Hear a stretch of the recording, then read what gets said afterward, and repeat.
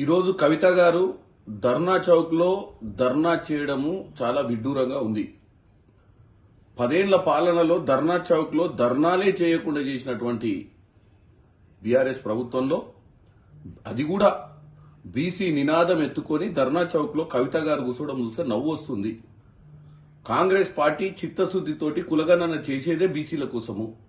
42% reservation కాదు, ఎంత కులగణనలో percentage ఉందో చూసి దాని ప్రకారం నిర్ణయం తీసుకోవాలని భారతదేశంలో మొట్టమొదటిసారిగా సంవత్సర పాలనలో కాంగ్రెస్ పార్టీ రేవంత్ రెడ్డి ముఖ్యమంత్రి గారు ఈ కార్యక్రమం చేపడితే ఇప్పుడు అదేదో జరగబోతుందని తెలుసుకొని ముందే ధర్నా చౌక్ లో కూర్చొని కాంగ్రెస్ మా వల్లనే చేసిందని చెప్పుకోవడానికే కవిత గారు ప్రయత్నిస్తున్నట్టుంది. కానీ ఆమెకి ఏమాత్రము వాళ్లకు గాని వాళ్ళ పార్టీకి గాని చిత్తశుద్ధి ఉందనిపిస్తలేదు.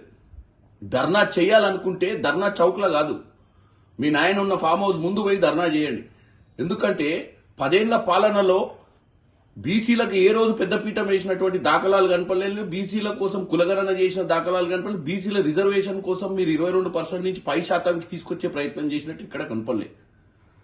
మీరు ఈ రోజు ఎంత గొప్పగా అంటే మీరు ప్రజల మధ్యన మేము ప్రజల కోసం పోరాటం చేస్తున్నామని చెప్పుకోవడానికి జైలు నుంచి తిరిగి వచ్చిన కవిత గారు ఈ నినాదాన్ని ఎత్తుకొని దీంట్లో ఏమన్నా కాంగ్రెస్ పార్టీ చేస్తే క్రెడిట్ తీసుకుందామన్న ఆలోచన కనపడుతుంది తప్ప వాళ్ళ నాయన దగ్గరికి పోయి ఈ రోజు కాంగ్రెస్ పార్టీ మహేష్ కుమార్ గౌడ్ ఒక బీసీ సామాజిక వర్గం నుంచి పీసీసీ ప్రెసిడెంట్ చేసింది. గతంలో అదే నిజామాబాద్ జిల్లాకు సంబంధించిన డి శ్రీనివాస్ గారిని చేసింది, కేశవరావు గారిని చేసిర్రు, హనుమంతరావు గారిని చేసిర్రు.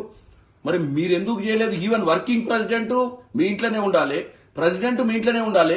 మరి బీసీలకు మీరు మొట్టమొదటిగా మీ సొంత పార్టీలో మీరు ఏకకాలం అంటే ఒక గంట సేపట్ల నిర్ణయం తీసుకునే దాంట్లోనే నిర్ణయం తీసుకోలేని మీరు పార్టీ అధ్యక్షుడిని చేసే పరిస్థితి కానీ వర్కింగ్ ప్రెసిడెంట్ ని చేసే పరిస్థితి లేని మీరు ఈరోజు ప్రజలకు ఏం చెప్పాలనుకుంటున్నారు అనేది క్లియర్ ఫ్యాక్ట్ కనబడుతుంది. ఇలా రాహుల్ గాంధీ గారైనా ఇటు రేవంత్ రెడ్డి గారైనా కాంగ్రెస్ నిర్ణయం ఒకటే, బీసీల కోసం పాటుపడాలని కులగణన చేయాలని.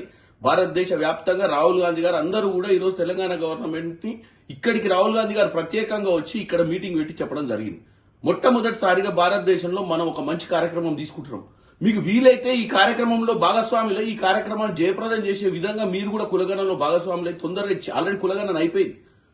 మీరు వారిని విమర్శించడం కాకుండా ఎన్ని ప్రశ్నలు వేస్తుర్రు, ఎందుకు వేస్తుర్రు అని చెప్పి ప్రజలను తప్పుతో పట్టించే ప్రయత్నం చేసిర్రు మేము కులగణన చేసేటప్పుడు, మా అధికారులు మాట్లాడేటప్పుడు.